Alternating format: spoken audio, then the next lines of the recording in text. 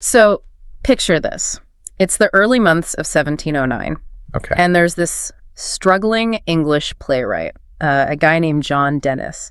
And he's standing in the cobblestone streets of London right outside the really famous Drury Lane Theatre. Right, the big one. Exactly. And he is just screaming at the top of his lungs. I mean, completely losing it, yelling that the men inside the theater had stolen from him. Oh, wow. So like a literal robbery? Well, no, that's the crazy part. They hadn't taken his money, and they hadn't plagiarized his script either.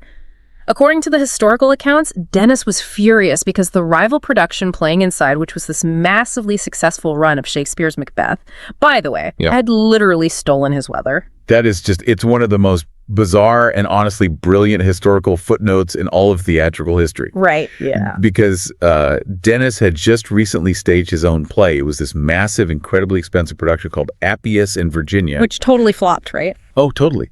But before it flopped, to make the stormy scenes feel real, he had painstakingly invented this brand new mechanical device. I mean, it was literally a large mustard bowl. Wait, hold on. A mustard bowl, like for food? Yeah, a giant wooden bowl used for mustard. Yeah. And he put these heavy metal balls inside it. So when you rolled them violently around the wood, it created this terrifyingly realistic sound of cracking thunder. That is actually genius. It really was. But, like we said, his play was an absolute catastrophe. I mean, they pulled it from the stage almost immediately. Right. Yet, a few weeks later, Dennis is walking past Drury Lane, and he hears this booming noise coming from inside the theater. And he realizes right then that the managers of Macbeth have purloined his mustard bowl invention. They totally stole his machine. Yeah. And supposedly he yelled out something like, they will not let my play run, but they steal my thunder. Yes. And in that moment of, just bitter, petty frustration, the guy birthed the phrase that we are still using centuries later. Which is just a perfect entry point for what we're looking at today. Because the source material for today's deep dive is this really fascinating transcript from an advanced C2 level English learning broadcast. Right.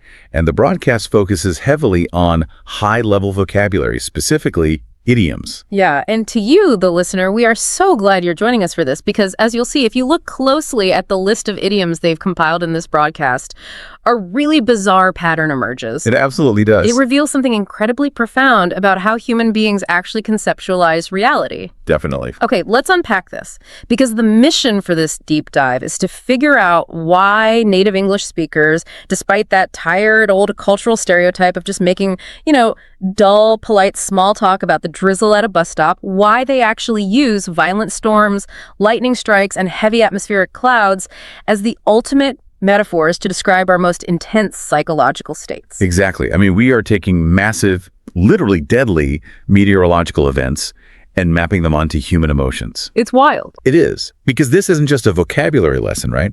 We are looking at the cognitive architecture of the English language. Right, yeah. It's an investigation into human psychology. We're going to trace how the natural world shapes our internal world.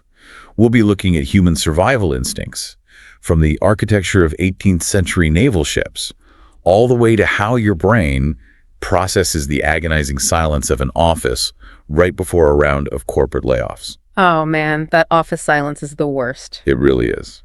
Well, let's start with the baseline then. The source material begins by looking at how we map our own physical bodies, right? Like our baseline mental and physical health. They call it the internal barometer. The internal barometer, exactly. And the very first phrase they highlight is one that is so deeply embedded in the lexicon that people don't even register it as a spatial metaphor anymore. Which is under the weather. Yes, under the weather. The broadcast points out that this is universally used to describe just a state of feeling, slightly unwell or depressed. Like texting your boss to take a sick day? Right. Or canceling a coffee date because you're just feeling a bit under the weather.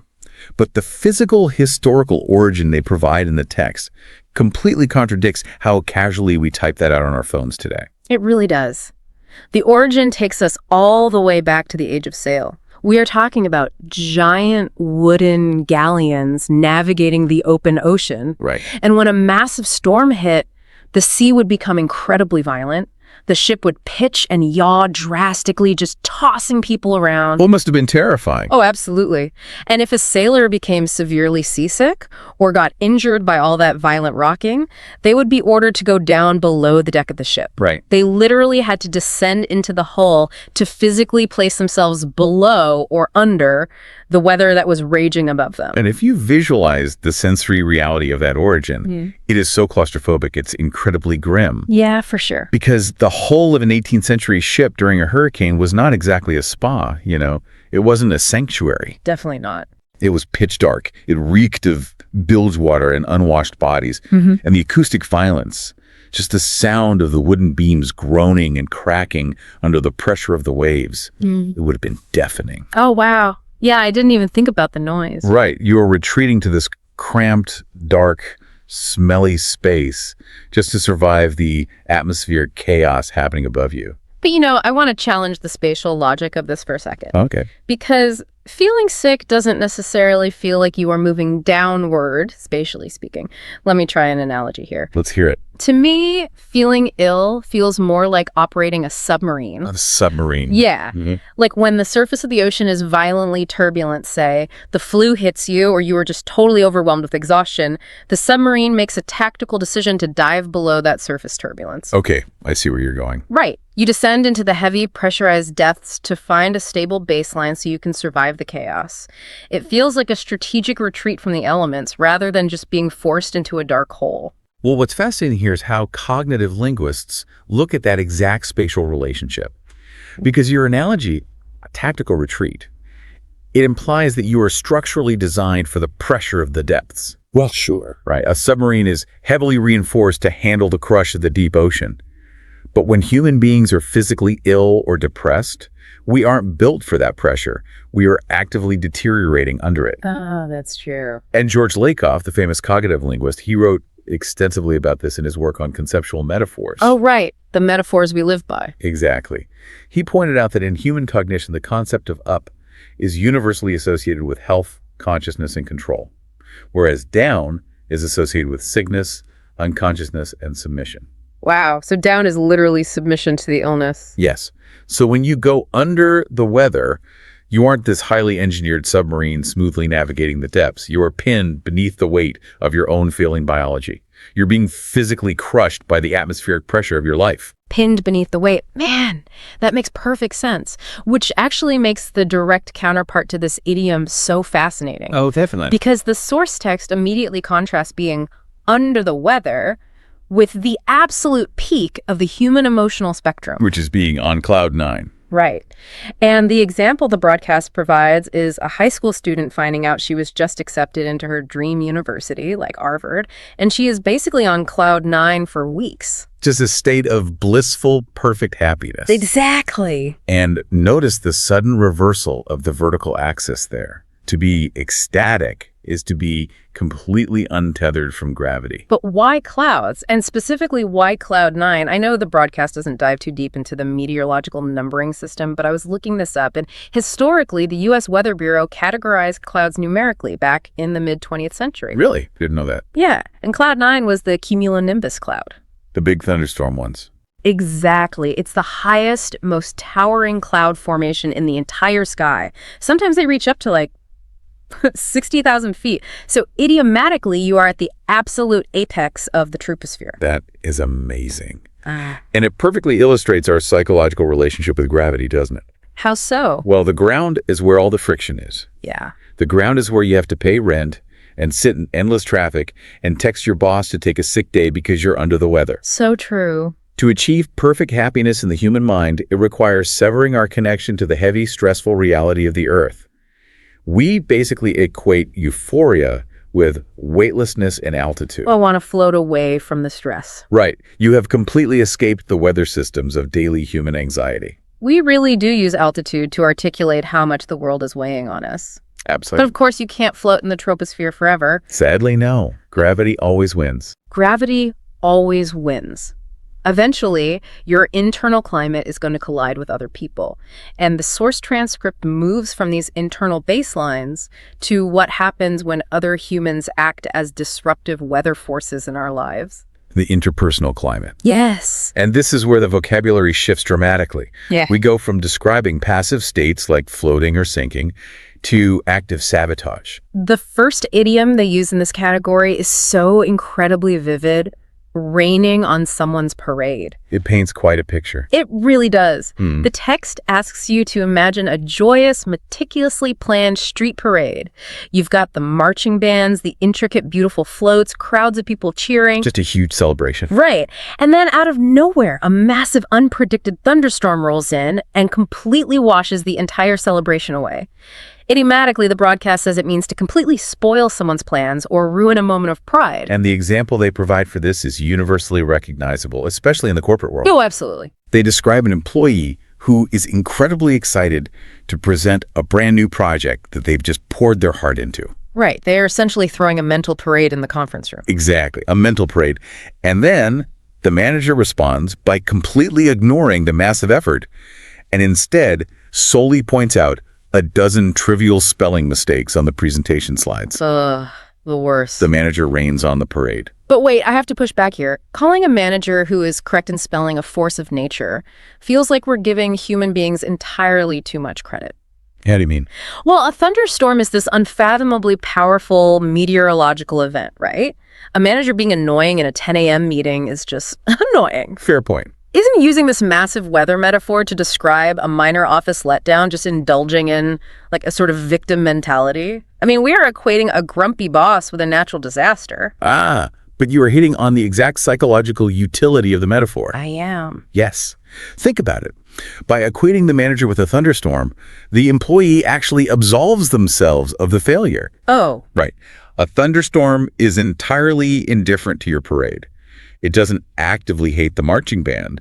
It's just raining because the barometric pressure dropped. Okay, that makes a lot of sense. So if you categorize your manager's harsh feedback as rain, you're quietly telling yourself that their negativity is just an immovable, indifferent force of nature. It's not about me, it's just the weather.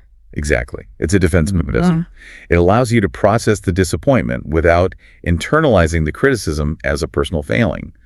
Raining on a parade is, at its core, an act of indifferent circumstance. It's collateral damage. Yes, collateral damage. Here's where it gets really interesting, though, because then we contrast that collateral damage with our old friend John Dennis and his mustard bowl. Yes. Stealing thunder. Because the second idiom in this interpersonal section is to steal someone's thunder. And let me tell you, this is not collateral damage. No, not at all. Stealing thunder is an act of active, premeditated malice. The source illustrates this with a frankly brutal scenario. It is so awkward to even read. Right. So imagine your sister is at a family dinner, and she has been waiting all evening to announce that she is pregnant.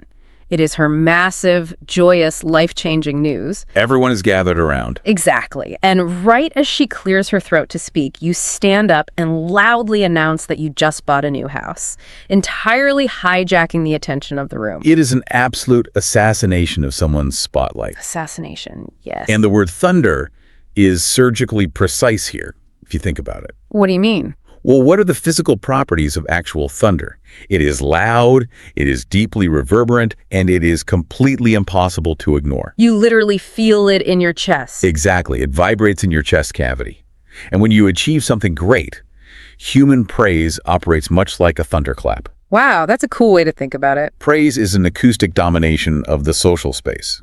So when you steal someone's thunder, you are actively silencing their acoustic footprint, and you are taking that massive sonic boom and attaching it to your own ego. Man, that is so true. It's fascinating that we use a massive atmospheric boom to describe a petty sibling rivalry over dinner. We really do love drama. We do. We have this strange, persistent habit of taking these massive, deadly weather events and constantly trying to shrink them down to fit inside our dining rooms or our office cubicles. Which ties directly into the next part of the broadcast, how we process microdramas. Right. Because these idioms don't just describe our conflicts, they expose a fundamental flaw in human cognition regarding scale. Oh, we are notoriously terrible at accurately judging the physical scale of our own problems. So bad at it. And the text highlights two regional variations of the exact same idiom to prove this point. The teacup one. Yes. In British English, a massive overreaction to a trivial issue is called a storm in a teacup. And in American English, it's exactly the same imagery, just a tempest in a teapot. Right. But the meaning is identical. A great deal of shouting, anger, or anxiety over something that is ultimately completely meaningless. And the example they give is perfect. It's a marketing team erupting into this furious, shouting argument over the specific shade of blue used on a promotional flyer. A completely meaningless detail in the grand scheme of the universe. Literally doesn't matter. And yet people will genuinely experience a massive spike in cortisol, their heart rate will elevate, and their fight or flight response will fully activate all over a hex code for the color blue. Well, if we connect this to the bigger picture, it's because the human brain, from an evolutionary standpoint, is simply not optimized for the modern office environment. What do you mean? We evolved over millions of years to handle genuine physical survival threats. Actual storms, apex predators, starvation. Like running from a lion. Exactly. But when you take a human being and place them in a highly insulated, climate-controlled environment where their physical survival is entirely guaranteed, their threat detection systems start to misfire. Because it's bored. Kind of. The amygdala, the part of the brain that processes fear, doesn't always distinguish between a lion rustling in the brush and a passive-aggressive email from Janet in accounting. That is so funny and tragic. It triggers the exact same chemical storm in your body. So we basically manufacture the drama because our primal brains demand a crisis to solve. Precisely. But here is the absolute genius of the idiom itself. Okay. Why do we call it a storm in a teacup? Think about the physical properties of a teacup. Well, it's small. It's porcelain. It's porcelain. It is fragile. It is uniquely domestic and entirely man-made. You are being asked to visualize a chaotic, destructive, violent hurricane, but it is taking place entirely within the strict boundaries of a tiny ceramic cup. It's like a tiny, violently aggressive snow globe. Yes, a violent snow globe. And by invoking this metaphor, we are deploying a crucial cognitive coping mechanism. Oh, because it shrinks it. Exactly. The phrase forces the human mind to physically shrink the manufactured drama down to a manageable, almost comical size. Right. When you look at your furious coworker who is screaming about a font color, and you mentally label their anger a storm in a teacup, you instantly regain your perspective. Because it's not a real storm. You are reminding your own nervous system that the boundaries of this crisis are minuscule. The hurricane cannot destroy your house because it is trapped in porcelain. You can literally reach out your hand and place a saucer over the top of it to smother the storm. It miniaturizes the anxiety. That's actually super helpful. It is. It allows you to realize that the threat is just an illusion of scale. But what happens when the threat breaks the porcelain? Because the deep dive doesn't stop at artificial office drama. Sometimes the threat is not a font color. Sometimes the crisis is an entirely genuine existential threat that is barreling directly toward you. The anatomy of a true crisis. Yeah. This is where the language strips away all those comical boundaries and directly confronts mortality. The source outlines 2 sequential idioms here that describe the reality of facing genuine destruction. First, we have the calm before the storm. Which is deeply unsettling. Deeply. And the podcast notes that this is actually a literal meteorological fact. Right before a severe destructive weather system hits, the barometric pressure drops rapidly. Right. The wind dies entirely, the birds stop singing, the air becomes dense, heavy, and just unnaturally silent. Nature essentially holds its breath. Figuratively, the text explains that this refers to a highly tense, quiet period right before a period of massive chaos or suffering begins. And the example they use is chilling in its modern application. It really is. It's an office building that is strangely entirely quiet on a Friday afternoon. And it's quiet because every single employee knows that there will be massive company-wide layoffs on Monday morning. That Friday is the absolute calm before the storm. It is the agonizing waiting room of disaster. Agonizing is the perfect word for it. And then, of course, once Monday arrives, you transition to the second phase of the crisis. You must weather the storm. The survival phase. Right. The source defines this as enduring or surviving a highly difficult situation without being utterly destroyed by it. Like a small business drastically cutting expenses to avoid bankruptcy during a severe economic recession. They are weathering the storm. Let's look closer at the verb here, because I have a question about this. So sure, go ahead. Does the act of weathering imply mere passivity? Passivity. Yeah, because when I hear that phrase, I picture someone running down into a root cellar, locking the heavy wooden door, throwing a blanket over their head, and just passively hoping the tornado doesn't rip the roof off. It feels like surrender or just hiding. That is a very common interpretation, but the historical and etymological usage of weather as a verb actually pushes back strongly against that. Really? Yes. Weathering is not passive avoidance. You cannot avoid a storm that has already engulfed your reality. Weathering is fundamentally about structural integrity and active resistance. Active resistance. Okay, give me an example. Think about a lighthouse stationed on a rocky clair. Okay, I'm picturing it. When a Category 5 hurricane makes landfall, the lighthouse doesn't hide. It can't. It takes the full, brutal, kinetic force of the wind and the crashing salt water directly against its masonry. And it actively maintains its foundation. It stands its ground. Exactly. So when that company, in the broadcast's example, cuts expenses, they aren't just hiding under a blanket hoping the recession goes away.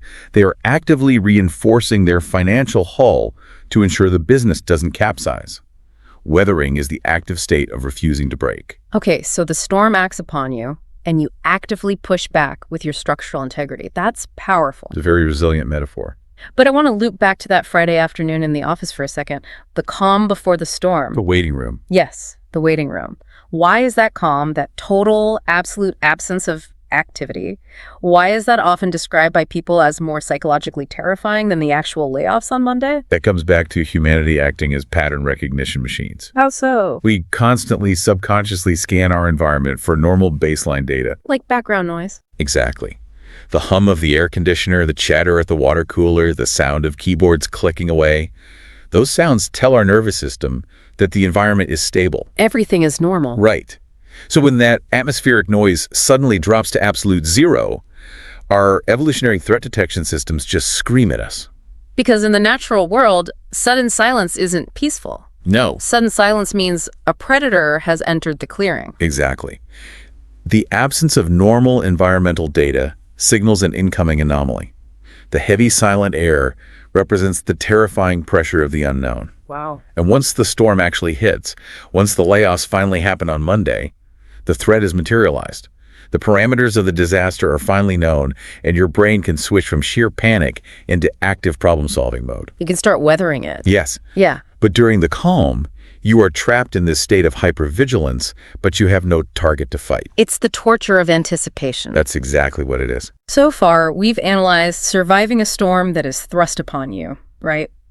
Whether it's by the economy, by your annoying boss, or by nature itself, you are completely on the defensive. Trying to hold your ground. Right. But humans are strange creatures. We don't just hide in lighthouses all the time. No, we don't. What happens when humans voluntarily step out of that fortified structure and purposely walk directly onto the battlefield? We enter the vocabulary of risk. Yes.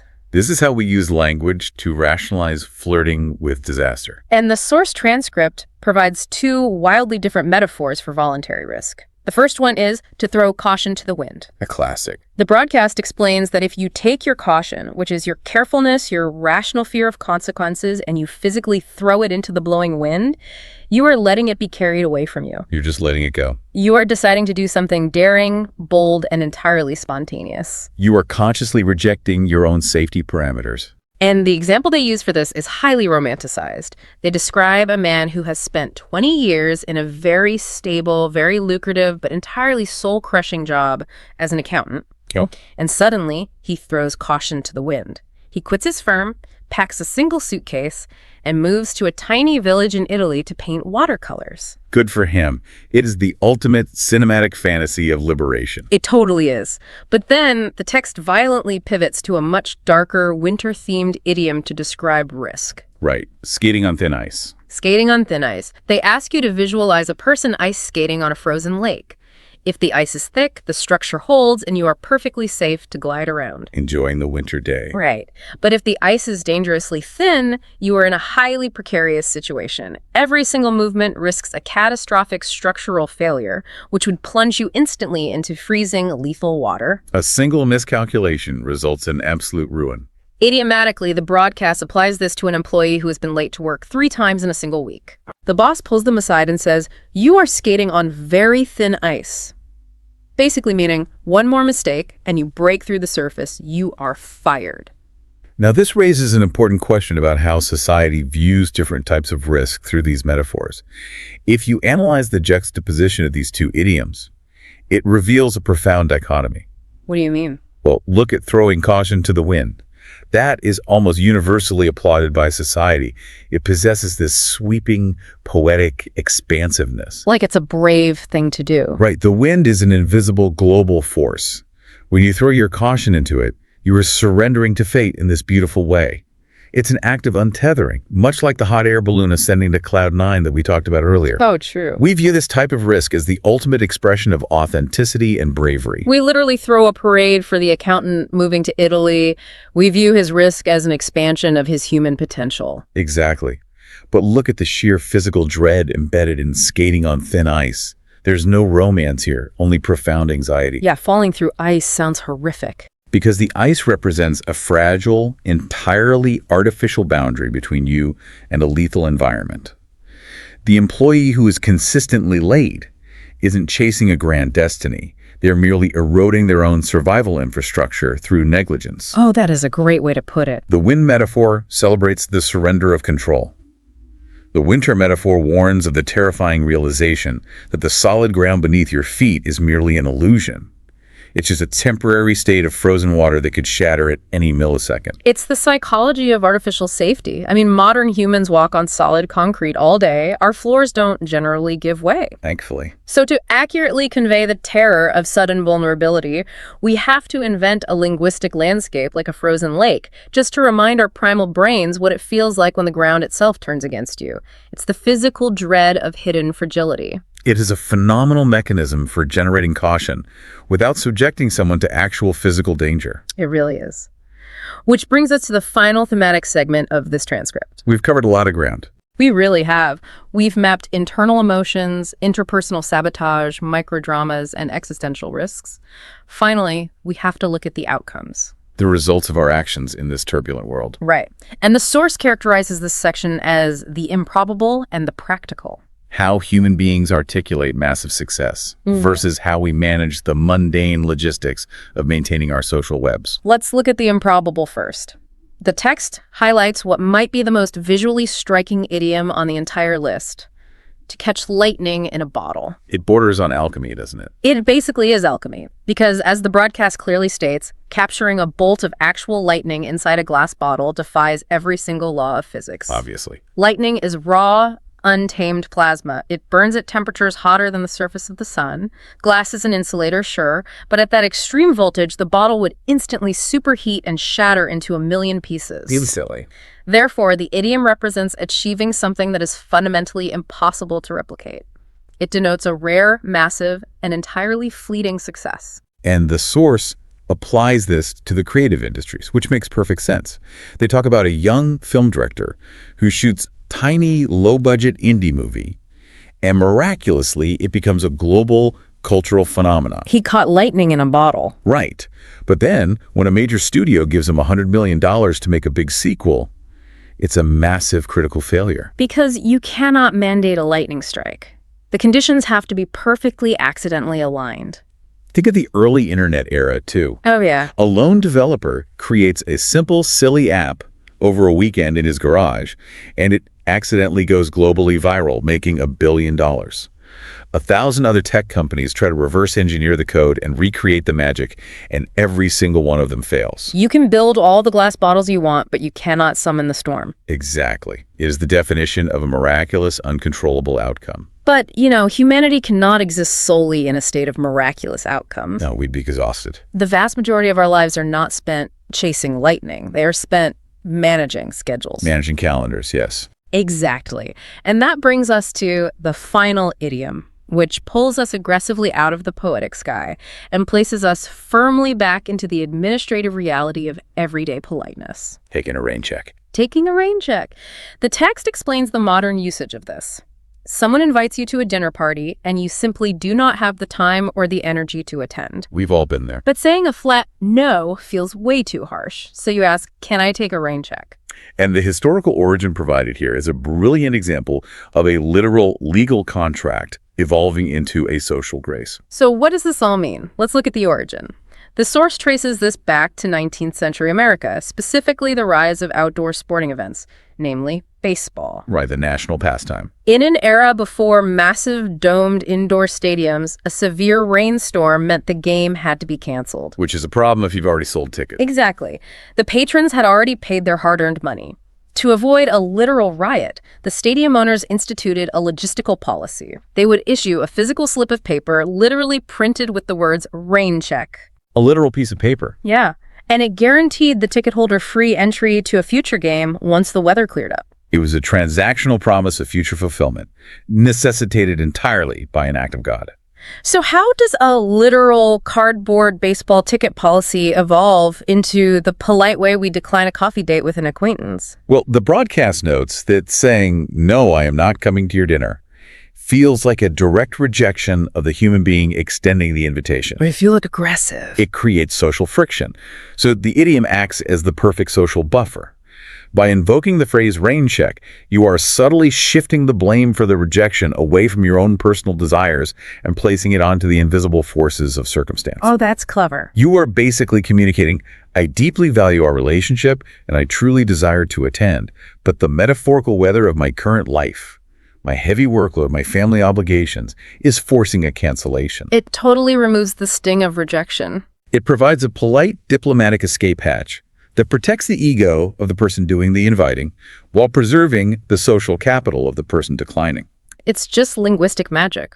We use the conceptual threat of bad weather to save face for both parties. It's incredibly efficient. It shows how amazingly versatile these natural metaphors are. Right. We've gone from the raw, untamed energy of lightning shattering glass all the way to the incredibly polite diplomatic shuffling of a Tuesday afternoon coffee date. And yet the underlying language of the atmosphere connects them both. It does. As we look back over the entirety of this source material, I think the most vital synthesis we can extract is a complete reevaluation of how we view small talk. Yeah, I'm never going to think about small talk the same way again. Right. The next time you are trapped in an elevator or you're waiting for a bus and you hear someone making casual remarks about the incoming rain or the heavy clouds, I urge you to listen closer. Because it's not just filler. Because this transcript proves that the weather is not just filler conversation.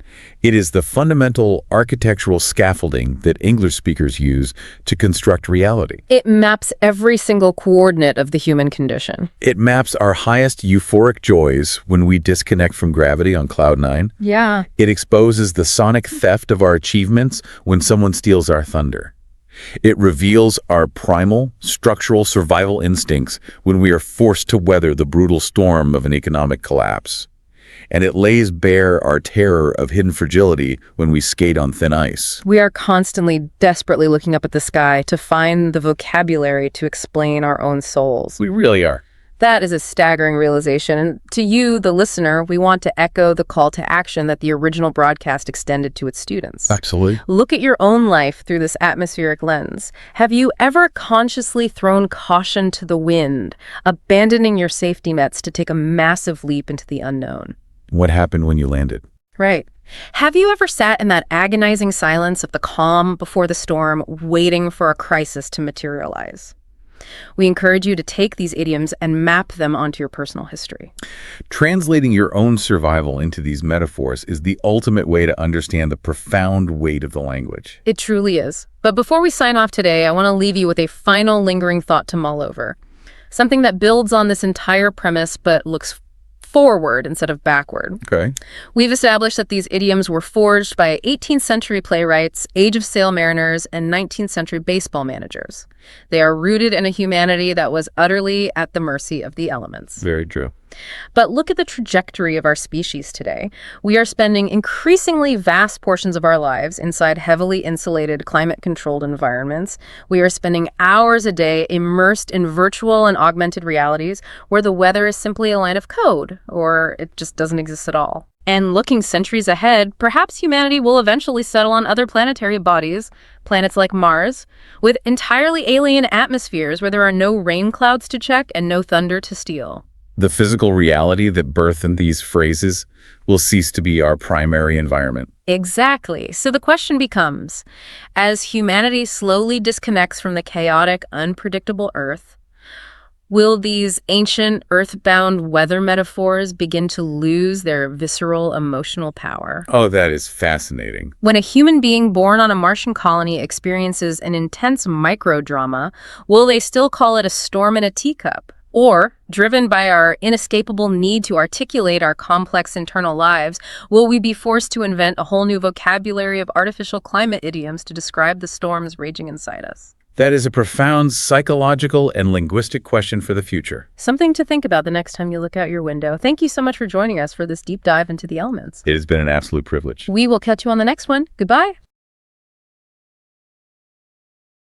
You know, when we look at our modern lives, we're sitting in these climate-controlled offices, Oh, yeah. staring at, like, glowing rectangles. You type an email, it sends. You want dinner, it just arrives from an app. Very convenient. Right. It all feels very, very engineered, very sterile, and, very safe. There's this incredibly comforting illusion of total control. It's the ultimate human triumph, really, isn't it? Yeah. I mean, we like to believe we have successfully built a world that is completely insulated from the wildness, the unpredictability. And the terror, honestly. Exactly, the sheer terror of the natural world. But then you look at how we actually talk about our lives, especially when things get intense. Right, when the pressure is on. Exactly. When we are blindsided by something, that safe, predictable, modern vocabulary completely vanishes.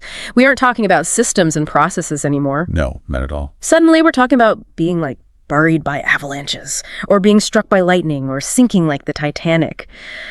And, well, that brings us to the mission of today's deep dive. Which is such a fascinating topic. It really is. We are unpacking a great set of materials today. It's excerpts from a C2 Advanced English Guide on nature metaphors and weather idioms. Yeah, and the premise here is absolutely captivating. It is. It shows how English speakers have this complete obsession with using the uncontrollable natural world to explain the deepest, most complex parts of the human experience. Which, if you think about it, is the absolute definition of a psychological tell. Oh, totally. We completely abandon the vocabulary of the modern world and revert to the primal, awe-inspiring forces of nature just to categorize our own intense emotions. Our risks, our successes, all of it. Right. If you were to visualize the concepts we're exploring today, you'd see this dynamically changing backdrop of stormy skies transitioning into deep, unpredictable oceans right behind me. Because we are taking forces that could literally destroy us. And using them to describe a bad day at the office. Exactly. Okay, let's unpack this. Today, we're going to explore how we use extreme weather to make sense of our chaotic modern lives. From how problems compound to how secrets are dramatically revealed, yeah. And how we experience moments of profound relief. It's quite a spectrum. It really is. And for you listening right now, the reason we are diving into this isn't just to help you sound incredibly fluent and poetic, though, mastering these C2 level phrases will absolutely do that. Definitely. But this is really about giving you a vivid new lens to understand your own daily struggles and triumphs. So let's jump right in. Sounds good. Let's start with the modern workplace. Yes. The perfect environment for a meteorological disaster. Right. I think we've all been there. Your boss gives you a mountain of assignments. Your inbox is completely overflowing. You're staying late every single night just to keep your head above water. Exactly. And the material we're looking at highlights a very specific winter weather idiom for this exact scenario, which is being snowed under. It's a beautifully evocative phrase, honestly. It really is. Because it bypasses the logic of the workplace and goes straight to a primal fear. Well, yeah, because the literal imagery here isn't just about a light dusting of winter snow, right? No. We are talking about a massive blizzard or like an avalanche hitting your cabin and burying you under 10 feet of freezing packed ice. You cannot move. You are trapped. The oxygen is running out. It's a life or death scenario. Yeah. But how do we apply it? Yeah. We use it for paperwork. Right. Like you decline a cinema invitation from a friend because you're snowed under with a new marketing project, or you skip your lunch break entirely because you're snowed under with a stack of emails. What's fascinating here is the psychological shift that occurs the second we deploy that specific metaphor. How so? Well, let's think about the mechanics of blame. Okay. If you tell your friend, I poorly managed my time this week, I procrastinated, and now I have too much work to do. Then you're the problem. You own the failure. Exactly. Huh. But if you say, I'm sorry, I'm just completely snowed under, the entire narrative changes. Oh, I see. So what does this all mean? Are we just using massive natural disasters to excuse our own stress? Basically, yeah. Because just like an actual avalanche, a mountain of paperwork suddenly feels totally out of our control. It's an act of God. Precisely. You become the victim of your environment. You are absolved of the responsibility because the weather did this to you. Right. You didn't fail at time management. You were hit by a blizzard of marketing reports. And as we look through these idioms, you can see a very clear escalation in how we map the scale of our anxiety. Oh, definitely. We start with being trapped and immobilized, like being snowed under. But what happens when the stress isn't static? What happens when it starts moving and compounding? Right, and that brings us to the famous proverb, when it rains, it pours. Which changes the geometry of the stress completely. Yeah, this isn't just about the volume of the problem anymore. No, it's about the sequence. It's that deep-seated human dread that bad luck doesn't just happen once, it multiplies into a massive downpour. The examples in our source material are almost painfully relatable, like you leave your house and miss your morning train. That's a single drop of rain. Right. Frustrating, but you can dry off. Then you finally get on the next train, but you spill coffee all over your white shirt. Now that's a puddle. Yeah. Then you get to the office, you reach into your bag, and you realize you've lost your wallet. Now it's a torrential downpour. Exactly. Or take a larger scale. Your car's transmission breaks down on a Monday. Oh no. And by Wednesday, a pipe bursts and the roof of your house starts leaking. When it rains, it pours. It perfectly captures that sinking feeling of inevitability. Think about how humans interact with the weather, actually. Okay, how so? When that first heavy drop of rain hits your arm, you don't just think, oh, my arm is wet. No, you brace yourself. You brace your entire body because you know the storm is right behind it. You know you are about to be drenched. We've taken that meteorological anticipation and mapped it onto our bad luck. That makes so much sense. But even a downpour is just a localized event, right? It passes. Usually, yes. The materials we are unpacking then take us to the absolute apex of compounding disasters, which is a perfect storm. Oh, wow. Yeah.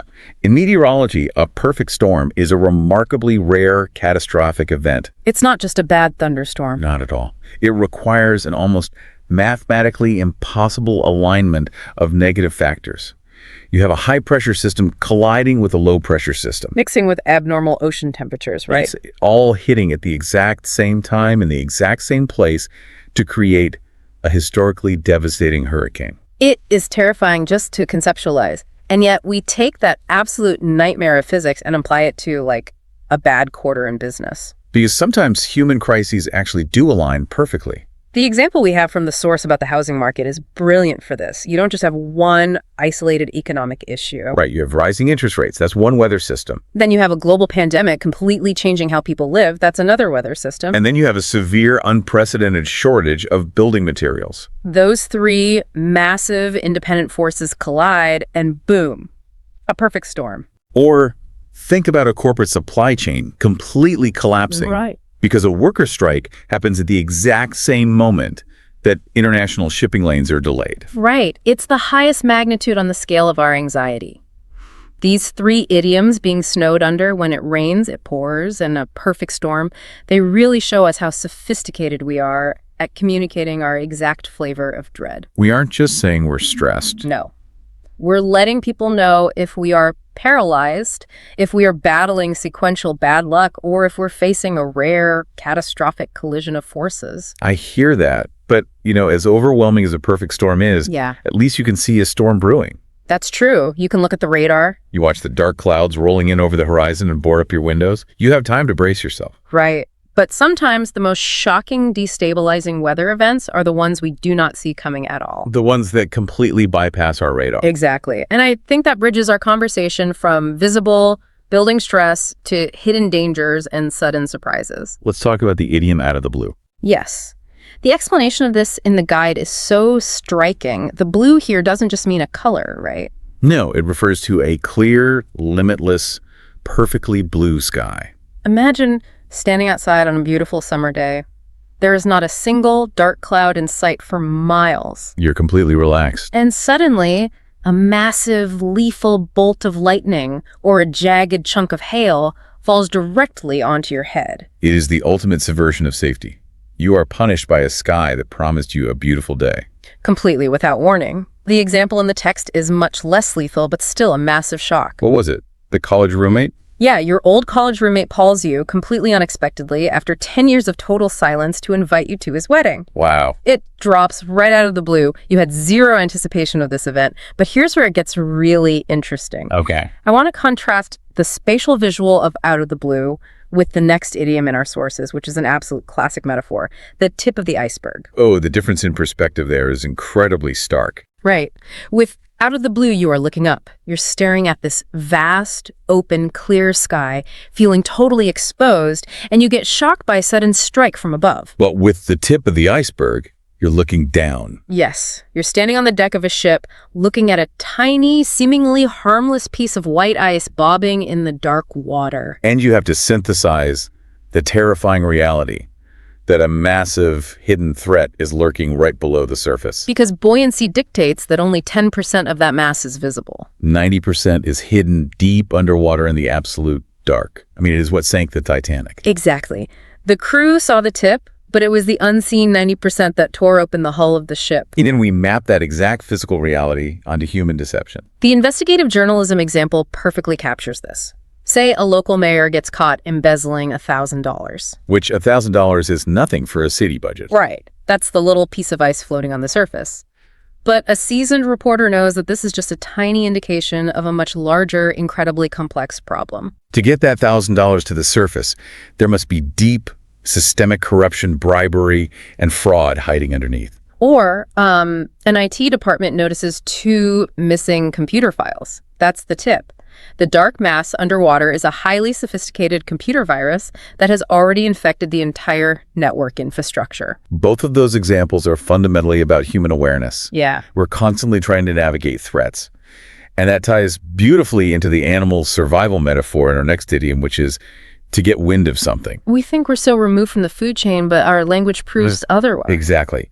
Picture a deer standing in a dense, quiet forest. It cannot see the predator. The predator is perfectly camouflaged, much like the bottom of that iceberg. Right. But suddenly the atmosphere shifts.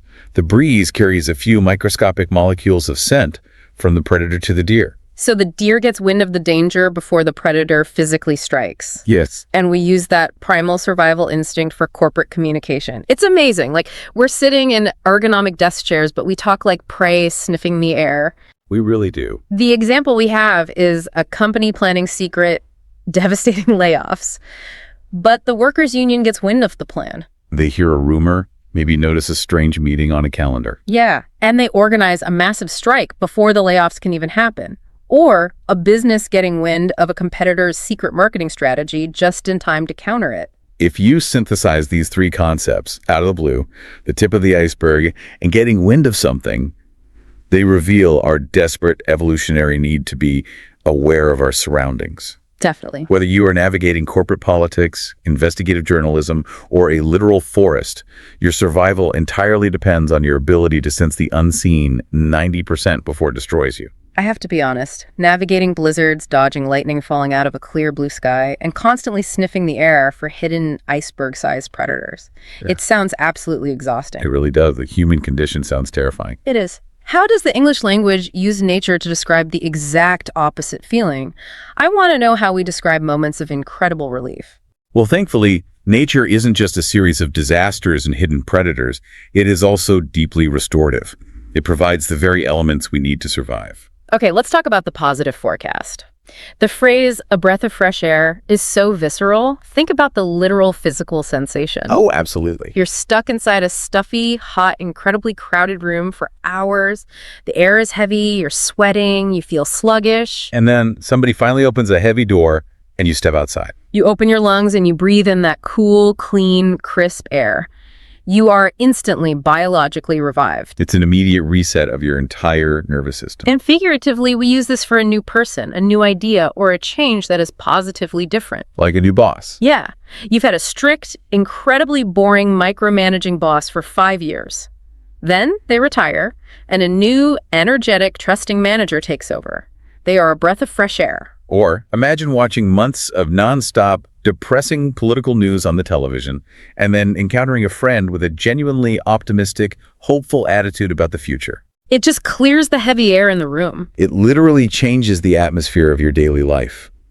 And when the atmosphere changes, the friction disappears, which leads to the idiom, a breeze. A light, gentle, pleasant wind. Right. In English, if something is described as a breeze, it means it's an incredibly easy task. It requires practically no effort at all. You just float through it. Following a simple 3-step cooking recipe, it's a breeze. Taking an English exam, a breeze. A feeling of total, unbothered ease. Now, I actually have to argue with the entire premise of a breeze. Oh, really? Yeah, because when you look at the examples in the guide, there's a crucial hidden detail. The materials mention a student who found their advanced English test to be a breeze, but it specifically notes that the student had actually studied intensely for 3 straight weeks beforehand. Ah, I see. And I think that reflects a deep truth about life. When was the last time a major challenge actually felt like a breeze without an insane amount of hidden effort right before it? That is a brilliant pushback. The illusion of effortlessness. Exactly. You don't just casually stroll into a C2 advanced English exam and find it breezy without putting in the agonizing hours of preparation. No, you definitely don't. In life, experiencing a breeze often requires a massive amount of hard work behind the scenes to make the task feel effortless when the moment actually arrives. The breeze is the reward for the preparation. The weather itself might be out of our control, but our preparation for it, our internal fortitude, is entirely our own. I love that. And that concept of steadfastness leads us directly to perhaps the most powerful idiom we are covering today, which is come, rain, or shine. The ultimate expression of human reliability. Literally, it refers to an outdoor event, like a festival, a wedding, a parade. That is going to happen regardless of what the atmosphere decides to do. Right. If the sun is beaming down, the event happens. If it is pouring torrential rain, the event happens. If we connect this to the bigger picture, this idiom is the absolute anchor of the human experience. How so? Well, we've talked about unpredictable, perfect storms, lightning out of the blue, the terrifying hidden icebergs of betrayal or corruption. We've established that life is inherently chaotic and dangerous. Dangerous, yeah. But amidst all of that terror, come rain or shine, is a powerful, defiant promise. It's a person looking at the chaos of the universe and saying, I am the constant. Exactly. It asserts that human loyalty, human commitment, can withstand the absolute unpredictability of nature. The examples we have in the text are so beautiful and grounding. Like being at the hospital at 5 a.m., to sit in the waiting room with a friend before they go in for a terrifying surgery, come rain or shine. Or a parent who works a grueling job all week but attends their daughter's freezing, muddy soccer games every single weekend, come rain or shine. It is the absolute refusal to let external, uncontrollable circumstances dictate your internal commitments to the people you love. It really is beautiful. It's a testament to human resilience. But as much as we would like to end on that perfectly reliable, sunny note. There's a catch. Yeah. Looking up at the skies can be incredibly complicated. Looking upward can offer a breath of fresh air, sure. But gazing upward can also be incredibly deceptive if you fixate on the wrong thing. Ah, right. And that brings us to the danger of illusion. Because nature isn't just powerful, it is also a master of optical illusions. And the most famous of those is chasing rainbows. There is such a deep, tragic poetry to this phrase. Think about the literal optics of a rainbow. It is gorgeous. It inspires total awe. But the physics of a rainbow dictate that it is nothing but a localized illusion of light hitting water droplets. You can walk toward a rainbow for hours, you can walk for days. But because of how light works, it will constantly move away from you at the exact same speed. You can never, ever touch it. The cruelty of the metaphor isn't just that it's impossible, it's that the illusion actively requires you to move forward to keep proceeding. Oh, wow. Yeah. The closer you try to get, the further away it pulls you from where you started. And so chasing rainbows means pursuing unrealistic, impractical, or totally impossible illusions instead of focusing on grounded, practical reality. Like the example we have, which is harsh, but it happens every day. Someone refusing to get a stable job and refusing to pay their rent because they have this unshakable delusion that they are going to walk down the street, be discovered by a director, and become a Hollywood movie star. They are chasing a rainbow. They really are. It serves as a profound cultural warning. This idiom perfectly encapsulates the tension between human ambition and practical reality. Because, from the time we are children, we are told to reach for the stars, to follow our dreams. But this metaphor reminds us that while the natural world can be beautiful and inspiring, it can also trick us if we aren't firmly planted on the ground. That's such a good point. It asks us to differentiate between climbing a real mountain, which is grueling and dangerous, but physically possible, and walking toward a trick of the light that will leave you exhausted, lost, and empty-handed. That is a phenomenal distinction. The difference between a difficult goal and a total illusion. Well, this has been an incredible journey through the psychology of the English language. It really has. To summarize our deep dive today, these sources reveal something profound. We don't just endure the weather, we use it to map the deepest, most complex parts of our daily lives. We use the visible weather to give shape to our invisible struggles. Yes. We use it to describe the suffocating feeling of being buried under the avalanche of office paperwork. We use it to navigate the hidden, deep-water icebergs of corruption and deception. We use it to warn each other against the beautiful, tragic illusions of chasing rainbows. And we use it to honor our deepest, most defiant commitments to the people we love, come rain or shine. It is a profound testament to how deeply connected we still are to the natural world, even if we spend all day staring at our phones. And for you, listening right now, the takeaway here goes far beyond expanding your vocabulary. If you weave these poetic, visceral phrases into your daily conversations, you will be telling deeply relatable human stories. It's a way to instantly connect with someone else's empathy. So, we challenge you to reflect on your own life right now. Are you currently feeling snowed under by responsibilities? Or has something amazing and joyful happened to you completely out of the blue? Take these idioms and apply them to your own experience. And as you do, this raises an important question, one that goes beyond just language learning or daily reflection. Oh, what's that? If our language, our metaphors, and our very understanding of our own psychology rely so heavily on the predictable patterns of nature, the changing seasons, the clear blue skies, the icebergs, how will our idioms and our understanding of ourselves change as the global climate itself becomes more unpredictable and unrecognizable? Oh, wow. That is a heavy, incredible thought to leave on. What happens when a perfect storm just becomes an average Tuesday? Exactly. The language might literally have to evolve as the world does. Well, we will leave you to ponder that one. We want to wish you a phenomenal morning, afternoon, or evening, wherever you are in the world. Thank you for joining us, and we will see you on the next Deep Dive.